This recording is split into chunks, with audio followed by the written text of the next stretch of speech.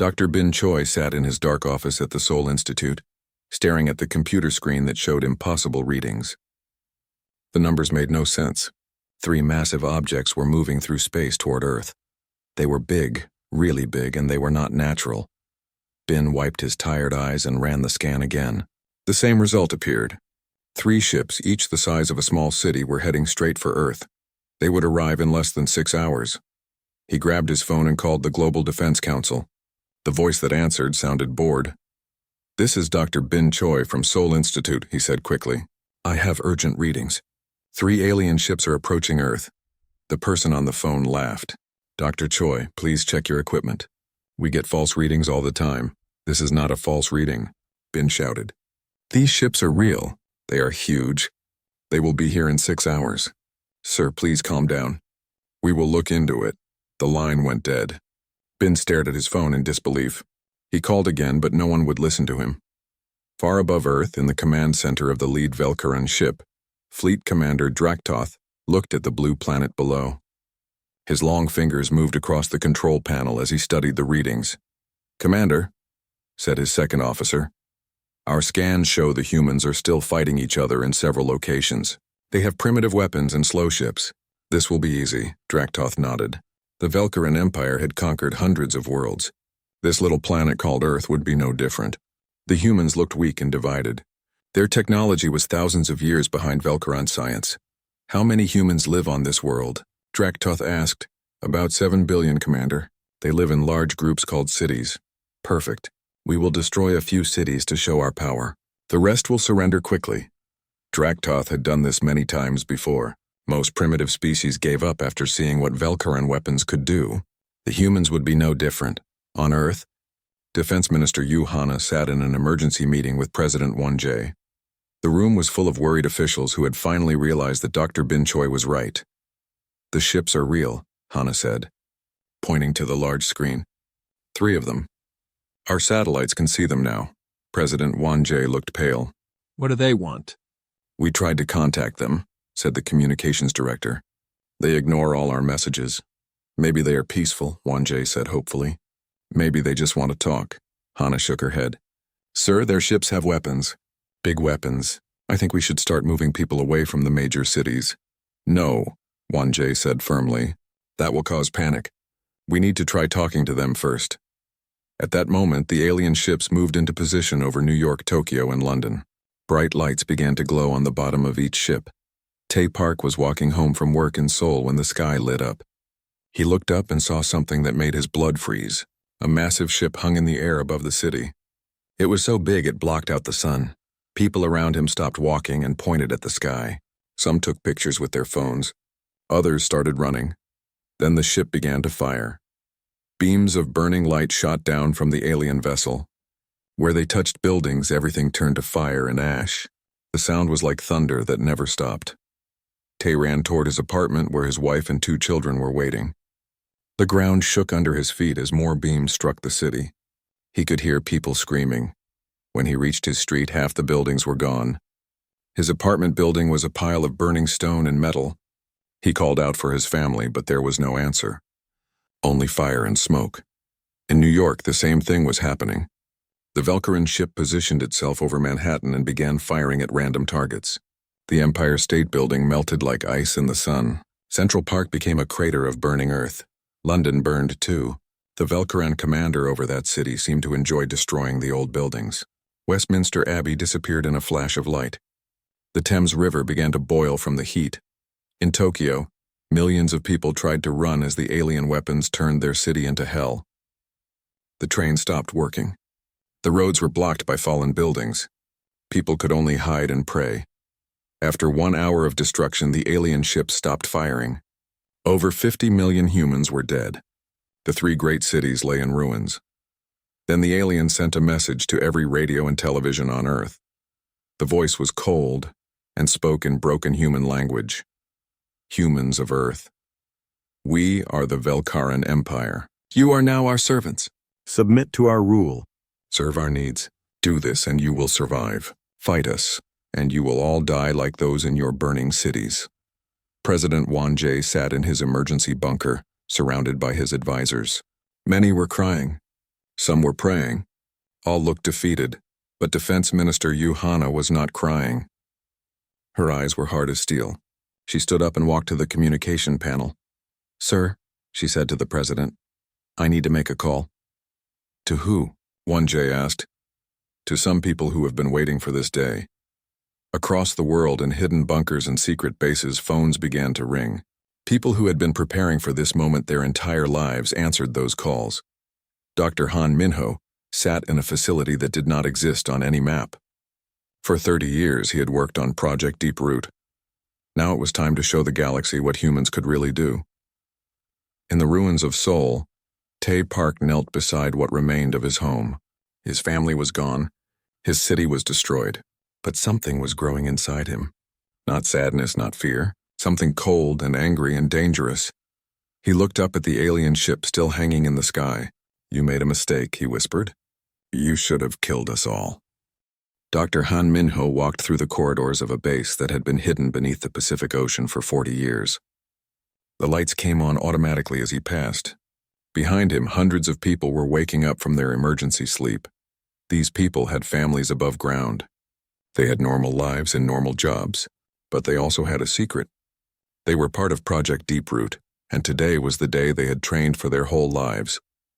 Han reached the main control room and pressed his hand against a scanner. The massive doors opened with a soft hiss. Inside, screens showed the destruction happening around the world. New York was still burning. Tokyo was a wasteland. London looked like a graveyard. "Sir," said his assistant, Yunduri, "all teams are reporting ready. The Pacific Fleet is powered up and waiting for orders." Han nodded and walked to the main control panel. He had hoped this day would never come.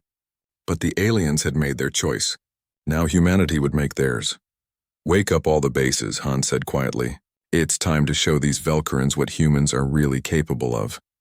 Around the world, hidden facilities began to activate. In the Rocky Mountains, massive doors opened in what looked like solid rock. Ships that had been built in secret for decades began to emerge. Under the Arctic ice, Admiral Naonji stood on the bridge of the Earth ship Determination. The ship was 3 kilometers long and powered by fusion reactors that the Velkarans had never seen before. Its weapons were designed using technology that humanity had been developing since World War II. "Admiral," said her communications officer, "we're receiving the awakening signal from all sectors." Naonji looked at the screen showing her fleet. 50 ships had been hidden under the ice for 20 years. Each one was crewed by people who had trained their entire lives for this moment. "Send the message to all ships," she said. "Project Deep Root is now active. Earth is fighting back." On the surface, the Velkaran ships were preparing to land ground forces. Fleet Commander Draktoth was pleased with how easy the conquest had been. The humans had not even tried to fight back. "Commander," said his tactical officer, "we're detecting some unusual energy readings from the planet." Draktoth barely looked up from his reports. "Probably damaged power plants from our bombardment. These primitives can't control their own technology.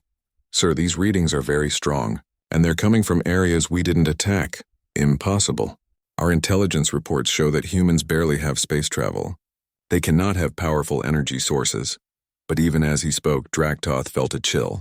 Something was wrong. His sensors were showing things that should not exist on a primitive world. In the mountains of Colorado, Ji Young-ho led a team of survivors toward a hidden cache of weapons. He had been a Special Forces soldier before the attack. Now he was something more dangerous, a human who had nothing left to lose. The weapons cache was disguised as an old mining station, but when Ji placed his hand on the scanner, the doors opened to reveal enough firepower to arm a small army. "These aren't normal guns," said one of the survivors, staring at the strange weapons. "No," Ji replied, picking up an energy rifle. "These are Velkaran guns. We've been studying their technology for 50 years. The survivor looked confused. "How is that possible?" Ji smiled coldly. "Because this isn't the first time aliens have visited Earth. We just made sure no one knew about the others." Across the planet, similar scenes were happening. Humans who had seemed helpless and defeated were suddenly armed with advanced weapons. People who looked like farmers and teachers were revealing that they had military training. The Velkaran ground forces landed expecting to find terrified primitives. Instead, they found organized resistance fighters who knew exactly how their technology worked. In orbit, Admiral Naunji gave the order that changed everything. All ships, surface and engage the enemy. The Arctic ice exploded upward as the hidden fleet rose from beneath the frozen ocean. 50 human warships emerged and began moving toward the Velkaran vessels. Fleet Commander Draktoth stared at his screens in disbelief. Where did those ships come from? Unknown, Commander. They were completely hidden until now. What kind of technology are they using? His tactical officer checked the readings twice before answering. Commander, their ships are reading as military-grade threat signatures. Their weapons are more advanced than ours. Draktoth felt fear for the first time in his military career. That's impossible. Our intelligence said they were primitives. Sir, our intelligence was wrong. The first human ship to engage was the Determination, under Admiral Naunji's command. It approached the Velkaran vessel slowly, almost casually. Draktoth ordered his ship to fire first. Plasma beams that had destroyed cities shot toward the human ship, but they never reached their target. The Determination's shields absorbed the energy like it was nothing. Then the human ship fired back. The weapon that struck Draktoth's ship was unlike anything in the Velkaran arsenal. It didn't just damage the hull, it seemed to understand the ship's design and targeted its weak points with surgical precision. Commander. His engineering officer shouted over the alarms. They hit our main power coupling and our weapon systems in the same shot. That's impossible unless they know our ship designs better than we do. More human ships were surfacing now, from the Atlantic Ocean, from underground bases, from asteroid belts that had seemed empty. Hundreds of ships that had been hidden for decades were revealing themselves. In Seoul, Tae Park watched the sky change. The alien ship that had killed his family was now being surrounded by human vessels. They moved with purpose and skill that made it clear this was not their first battle. A human voice came over every radio and television that still worked. Citizens of Earth, this is Admiral Naunji of the Earth Defense Fleet. The aliens made a mistake. They thought we were weak and divided. They were wrong. We have been preparing for this day since 1947. Today we show them what humans do to those who threaten our families. High above, the battle was turning. The Velkaran ships that had seemed so powerful were being outmatched by human technology and tactics. Every shot the humans fired seemed to know exactly where to hit. Fleet Commander Draktoth sent an urgent message to the Velkaran High Command. Request immediate reinforcement. Human resistance exceeds all projections. They have technology we don't understand. They fight like they've been planning this for generations. The response came quickly. Impossible. Intelligence confirms humans are primitive. Continue mission. Draktoth looked at his screen showing human ships destroying his fleet with weapons that shouldn't exist. Intelligence, he said quietly, was very, very wrong. Admiral Woo Sungmin stood on the bridge of his ship, the Retribution, as it moved toward the damaged Velkaran fleet. Around him, his crew worked with calm efficiency. They had trained for this moment their entire lives. Admiral, said his weapons officer, we have a clear shot at their command ship. Wait, Seungmin said quietly. Let them see us coming. Let them understand what's about to happen to them. The Retribution was different from the other human ships. It was built specifically for psychological warfare. Its hull was painted black with white markings that looked like bones. When the Velkarans saw it approaching, they would know that death was coming for them. On the Velkaran command ship, Fleet Commander Draktoth watched the strange human vessel approach. Something about its appearance made his skin crawl. Sir, said his communications officer, we're intercepting human military transmissions. Put them on the speakers. I want to know what these primitives are saying. The bridge filled with human voices speaking in calm, professional tones. But the words they used made Draktoth's blood run cold. Target acquisition confirmed. Acceptable loss ratio is 15%. Execute Scorched Earth protocol if they attempt retreat. Copy that. Psychological warfare package is ready for deployment. Estimated enemy morale collapse in 30 minutes. Remember, we want some of them alive for questioning. Standard interrogation procedures apply. Draktoth had heard many species talk about war, but these humans spoke about killing with the same tone other species used to discuss the weather. There was no anger, no emotion, just cold, calculated planning. What kind of species are they? Whispered his second officer. Before Draktoth could answer, the human ship called Retribution opened fire, but this was not a normal attack. The weapons hit specific parts of the Velkaran ships, not to destroy them but to disable them slowly.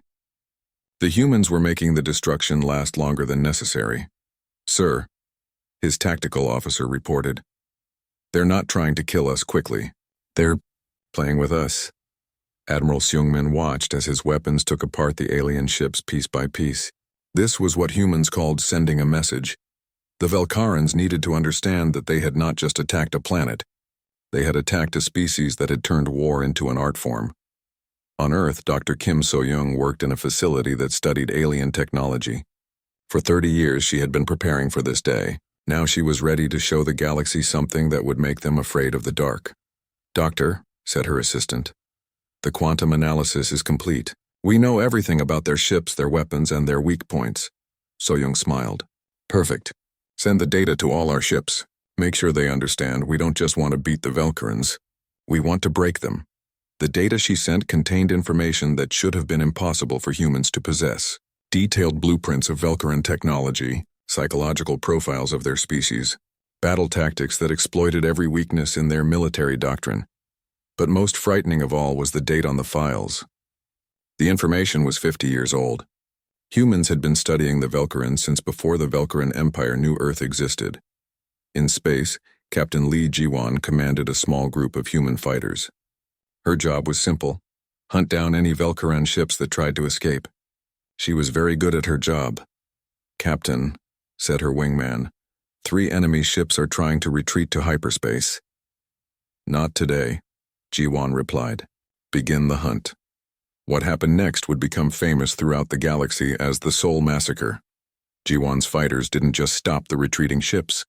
They herded them like frightened animals, using false retreats and coordinated attacks to drive the Velkarans exactly where they wanted them.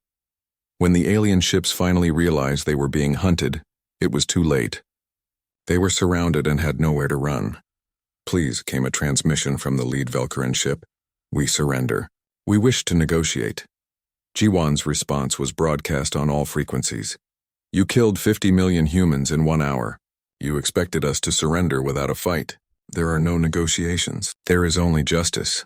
The 3 Velkaran ships were destroyed in less than 5 minutes, but the recordings of their final transmissions were sent to every Velkaran base in known space. Let them hear the fear in their warriors' voices. Back on the Velkaran command ship, Draktoth was beginning to understand the horrible truth. His species had not attacked a primitive planet. They had walked into a trap set by the most dangerous predators the galaxy had ever seen. "Commander," said his intelligence officer, "I've been analyzing the human communications. Sir, I don't think this is their first interstellar war." "What do you mean?" "The way they fight, the technology they use, their tactical knowledge. They speak like a species that has been fighting galactic wars for centuries." "But that's impossible. Our records show they only achieved spaceflight recently." Draktoth studied the battle reports coming in from across the solar system. Human ships were not just winning. They were winning easily, using tactics that seemed specifically designed to counter Velkaran strategies. "Sir," another officer reported, "we've lost contact with Battle Groups 7 and 12. Their last transmission was disturbing." "Show me." The recording showed Velkaran ships being destroyed, but not quickly. The humans were making it last, making sure their enemies had time to send messages about what was happening to them. A new voice came over the communication system. It was calm, professional, and spoke perfect Velkaran. "Fleet Commander Draktoth, this is Admiral Not Yunji of the Earth Defense Force. We need to talk." Draktoth looked around his damaged bridge. Half his fleet was gone. The other half was trapped and being picked apart slowly by human weapons. "What do you want?" he asked. "I want you to send a message to your empire," Naunji replied. "Tell them that Earth is not a primitive world. Tell them that humans are not prey. Tell them that if they ever threaten our species again, we will find their home world and show them what extinction looks like." "You're bluffing. You're just one planet." Naunji's laugh was cold and without humor. "Commander, we've been tracking your empire for 70 years. We know where every one of your worlds is located. We know your military strength, your technology, your weaknesses. We've been preparing for this war since before your grandfather was born." The transmission ended, leaving Draktoth alone with a terrible realization. The humans had not been surprised by the attack. They had been expecting it, waiting for it. Everything they had done since the Velkaran arrival had been planned in advance. The apparent helplessness, the lack of immediate response, even the destruction of the cities, all of it had been part of a larger plan. "Sir," whispered his communications officer, "what are we going to do?" Draktoth looked at the screens showing human ships surrounding his fleet like wolves around wounded prey. For the first time in his military career, he knew what it felt like to be hunted by something more dangerous than himself. "We're going to pray," he said quietly, "that they let some of us live to carry their message home." High Admiral Vexthar of the Velkaran 7th Battle Fleet sat in his command chamber studying the reports from Earth. What he read made no sense. 200 ships, he said to his staff officers. "The most powerful fleet in the Empire. We have conquered 12 worlds with this force." "Yes, High Admiral," replied his second-in-command. "The humans cannot possibly stand against us." But even as he spoke, Vexthar felt doubt. The reports from Fleet Commander Draktoth had been disturbing. The humans were not fighting like primitives. They were fighting like they had been planning this war for generations. "Sir," said his intelligence officer, "we're receiving new data from the Sol system." The main screen lit up with images that made every Velkaran in the room go silent. Earth was surrounded by thousands of defensive platforms. Battle stations the size of cities floated in orbit. Shipyards that had been hidden behind asteroids were now visible, producing more human warships. "How many ships do they have?" Vexthar asked quietly. "Sir, our estimates are uncertain. We count at least 5,000 vessels of various sizes." 5,000? Vexthar stood up sharply. "That's impossible. No single world has ever built such a fleet." "Sir, there's more. The humans are broadcasting on all frequencies. They want us to see their strength." The transmission showed Admiral Nayunji standing on the bridge of a massive human warship. Behind her, the windows revealed Earth surrounded by defensive platforms that made Velkaran fortifications look like children's toys. "Velkaran forces," she said in perfect Velkaran, "you have made a serious mistake. You attacked our world thinking we were weak and divided. You were wrong. We are neither weak nor divided. We are humanity, and we have been preparing for this day for over 70 years. The image changed to show human fleets moving through space with precision that awed even veteran Velkaran military officers. These were not the desperate movements of a species fighting for survival. These were the calculated actions of professional warriors. "Your fleet commander Draktoth is our prisoner," Nayunji continued. "His ships are destroyed. His crews are dead. This is what happens to those who threaten human families. But the most chilling part came next. The screen showed star charts, not of the Sol system but of Velkaran space.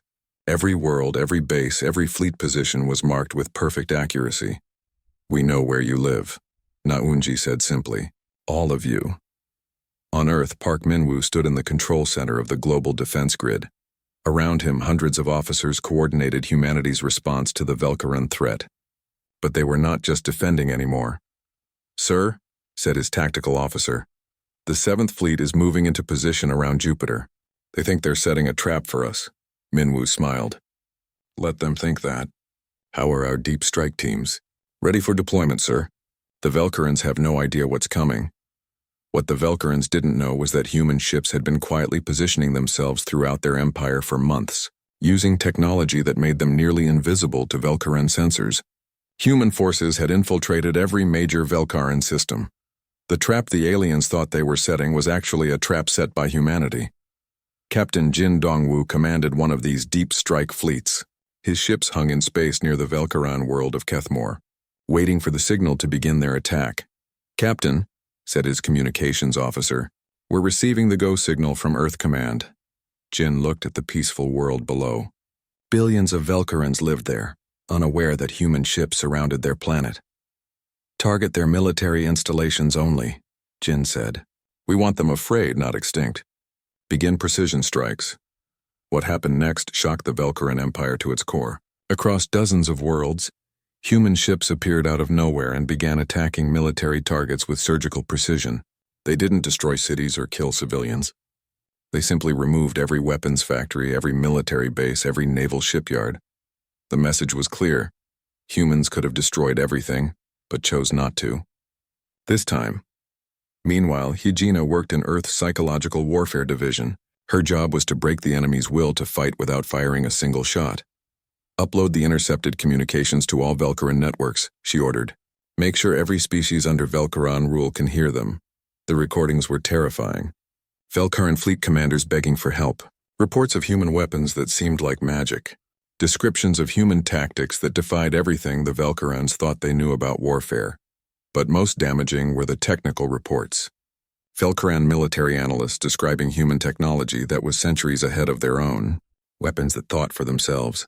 Ships that could repair battle damage in minutes. Defensive systems that seemed to predict enemy attacks before they happened. Other species across the galaxy heard these recordings and began to ask questions. If the mighty Velcaran Empire was this afraid of one small world, what did that say about Velcaran strength? On the Velcaran homeworld, the High Council met in emergency session. The reports coming from across their empire were devastating. 17 worlds attacked simultaneously, reported the military coordinator. All our major shipyards are gone. Our fleet construction capability has been reduced by 70%. How is this possible? Demanded the Supreme Leader. Humans are primitives. Our intelligence reports confirmed this. Sir, our intelligence reports were wrong. Very wrong. The military coordinator activated a holographic display showing human fleet movements. The precision and coordination were unlike anything the Velcarans had ever seen. They're not fighting like primitives, he explained. They're fighting like they've been studying us for decades. Every attack targets our specific weaknesses. Every tactic exploits flaws in our military doctrine that we didn't even know existed. Sir, interrupted a communications officer, we're receiving a transmission from Earth. It's addressed to you personally. The Supreme Leader nodded grimly. Put it through. Admiral Nayunji appeared on the screen, but she was not alone. Behind her stood dozens of human officers, each wearing the insignia of different fleets. The message was clear. Earth had military forces the Velcarans had never imagined. Supreme Leader of the Velcaran Empire, Nayunji said formally. I am Admiral Nayunji, Commander of Earth's Defense Forces. We need to discuss terms. Terms? The Supreme Leader spat. You are one planet. We are an empire of 800 worlds. Were, Nayunji corrected. You were an empire of 800 worlds. As of today, 17 of your worlds are under human protection. Their populations are safe, but their military forces no longer exist. She gestured to the officers behind her. Each of these commanders leads a fleet of ships that your intelligence services never detected. We have been inside your empire for months, studying your defenses, learning your weaknesses. The Supreme Leader felt cold fear creeping into his hearts. What do you want? Peace, Nayunji said simply. Complete withdrawal from human space. Reparations for the 50 million humans you murdered. And most importantly, a guarantee that the Velcaran Empire will never again threaten Earth or any world under our protection. And if we refuse? Nayunji's smile was colder than space itself. Then we will show you what humans do to species that refuse our offers of peace. Your fleet commander Draktoth can tell you how that usually ends. The transmission ended, leaving the Velcaran High Council in stunned silence. Sir, whispered the military coordinator, what are we going to do? The Supreme Leader looked at the reports of human fleets moving through Velcaran space with impunity. His empire's greatest military force had been destroyed by what they thought was a primitive species. We're going to surrender, he said quietly, before they decide that peace isn't worth the effort. 6 months after the first Velcaran ships arrived at Earth, President Wanjay stood in what had once been the throne room of the Velcaran Supreme Leader. The massive chamber was now occupied by human officials and their alien prisoners. The war was over. The Velcaran Empire had fallen faster than anyone thought possible. What had taken them thousands of years to build, humans had destroyed in half a year. Fleet Commander Draktoth sat in chains before the human president. The proud Velcaran warrior who had thought Earth would be an easy conquest now looked broken and afraid. You want to know how we did it? Wanjay said, not asking but stating. Draktoth nodded slowly. Your species should not have been capable of this. Our intelligence said you were primitives. Wanjay smiled, but there was no warmth in it. Your intelligence was based on what we wanted you to see. We've been watching your empire for 70 years, Commander. We knew you were coming long before you decided to attack us. That's impossible. Is it? Wanjay gestured to Dr. Bin Choi, who stepped forward carrying a datapad. Dr. Choi, show our former enemy the timeline. Bin had changed since the attack on Seoul. The loss of his city had turned him from a scientist into something harder. He now served as Earth's first xenological assessment director, the man who decided which alien species were threats to humanity. 53, Bin read from his pad. First Velcaran scout ship detected entering Sol system. Ship destroyed, crew captured and interrogated. Draktoth's eyes went wide. Impossible. We never sent scouts to your system until last year. 1967, Bin continued. Second Velcaran probe intercepted. Technology analyzed and reverse engineered. 1978, third contact. This time we let the ship return home, but not before placing tracking devices on it. We followed it back to your space and began mapping your empire. Draktoth slumped in his chains. 70 years. You've been studying us for 70 years, studying you, learning from you, preparing for the day when you would finally decide Earth was worth conquering. Bin closed the datapad. The attack on our cities wasn't a surprise, Commander. It was the start of a plan we've been working on since before you were born. 1J walked to the massive windows that looked out over the Velcaran capital city. Human ships filled the sky and human soldiers patrolled the streets. But the alien civilians were not harmed. They simply went about their lives under new management. We let you attack first, 1J explained. We needed the galaxy to see that you were the aggressors, that we were simply defending ourselves. But the destruction of our fleet, the capture of our worlds, that was self-defense? Yes, 1J said simply. We defend ourselves by making sure threats can never threaten us again. In another part of the galaxy, Admiral Naunji stood on the bridge of her flagship as it approached a world that had once paid tribute to the Velcarans. The planet was called Zephyr, and its inhabitants were a peaceful species that had been enslaved for generations. Admiral, said her communications officer, the Zephyrians are asking if they're free now that the Velcarans are gone. Naunji looked at the beautiful blue-green world below. It was rich in resources and occupied a strategic position near several major trade routes.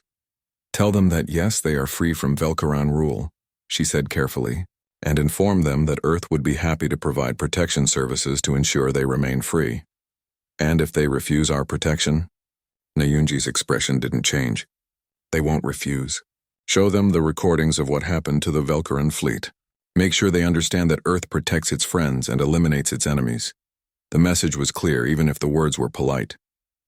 The Zephyrians could choose human protection, or they could face what the Velcarans had faced.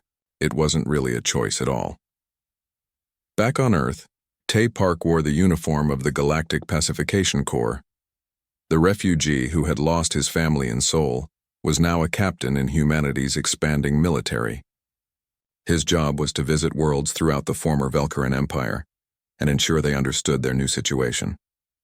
His current assignment was a world called Meridia, where the local population was considering resistance to human authority. Captain, said his second-in-command, Lieutenant Chohana, the Meridian leaders refuse to meet with us. They say they will not trade Velcaran masters for human ones. Tay looked down at the world below his ship. It was populated by a species that looked like large reptiles. They had been warriors once, before the Velcarans conquered them. Show them the Sol Memorial, Tay ordered. The transmission that went down to Meridia showed the monument that had been built where Sol once stood. 50 million names were carved in black stone. At the base of the memorial, words were written in every known galactic language. These humans died because their species was considered weak. Their deaths taught the galaxy that humans are never weak. We are only patient. Now show them what patience looks like, Tay continued. The next transmission showed footage from the war. Velcaran ships being destroyed with casual efficiency. Velcaran world surrendering without a fight. The speed and completeness of humanity's victory over a galactic empire. Sir, Lieutenant Cho reported, the Meridians are requesting an immediate meeting. Good. Schedule it for tomorrow, and make sure they understand that this is their only chance to join the new galactic order peacefully. That night, Tay stood in his quarters looking at a picture of his dead family. His wife and children had been among the first to die when the Velcarans attacked. Their deaths had taught him something important about the galaxy. The universe was full of predators who preyed on the weak. The only way to be safe was to become the strongest predator of all. On the former Velcaran homeworld, Dr. Bin Choi worked in his new office, studying reports from across the galaxy. His job was to identify potential threats to humanity and recommend Action. The list on his desk contained the names of over 300 species that had been marked for evaluation. Some would be offered human protection. Others would be given the choice to surrender or be eliminated. "Dr. Choi," said his assistant, "we've received the final analysis of Velcaron military technology." Bin looked up from his work. "And? It's primitive compared to what we've developed. Their most advanced weapons are equivalent to what we had 30 years ago." Bin nodded. He had expected this. Humans had not just been studying alien technology, they had been improving it. What had taken the Velcarans thousands of years to develop, humans had perfected and moved beyond in decades. "Sir, there's one more thing. The psychological profiles of other galactic species show that most of them now consider humans to be the dominant military power in known space." "Good," Bin said quietly. "Fear will keep them in line better than force." In the depths of space, human exploration fleets were moving beyond the former borders of the Velcaran Empire. Captain Yoon Sumi commanded one of these fleets, searching for new worlds to add to humanity's growing sphere of influence. "Captain," said her science officer, "we've detected a civilization in the Kepler system. They appear to have achieved faster than light travel." Sumi studied the readings. "Another species that would need to be evaluated. Another potential threat or potential ally. Send them a message," she ordered. "Inform them that Earth extends greetings and an offer of friendship." "And if they refuse?" Sumi looked at the tactical displays showing her fleet's firepower. Each ship carried weapons that could sterilize a planet in minutes. The galaxy was learning that human friendship was not optional. "They won't refuse," she said confidently. "They'll have heard what happened to the Velcarans. They'll make the smart choice." Back on the Velcaran homeworld, President Wan Jie prepared to return to Earth. The occupation was nearly complete. Human administrators were running the former empire with efficiency that impressed even their alien subjects. Before leaving, he visited Fleet Commander Draktoth one last time. "We're releasing you," Wan Jie told the former Velcaran officer. "You're free to go wherever you want in the galaxy." Draktoth looked suspicious. "Why?" "Because we want you to carry a message to any species that might be thinking about challenging human authority." "What message?" Wan Jie smiled that cold smile again. "Tell them that the Velcaran Empire thought humans were weak and divided. Tell them how that assumption worked out. Tell them that humanity doesn't just defend itself, it eliminates threats permanently." Draktoth understood. He was not being released out of mercy. He was being turned into a warning to the galaxy. "And if I refuse to carry this message, then you won't leave this world alive," Wan Jie said simply. "The choice is yours." As his ship prepared to leave the former Velcaran capital, Wan Jie received a final report from Admiral Nyunji. Human fleets had now visited over 200 worlds that had once been part of the Velcaran Empire. All of them had accepted human protection. The galaxy was learning a new truth. For thousands of years, species had survived by avoiding the attention of powerful predators like the Velcarans. But now there was a new apex predator in the galaxy. And this predator didn't just hunt, it ruled. The age of human expansion had begun.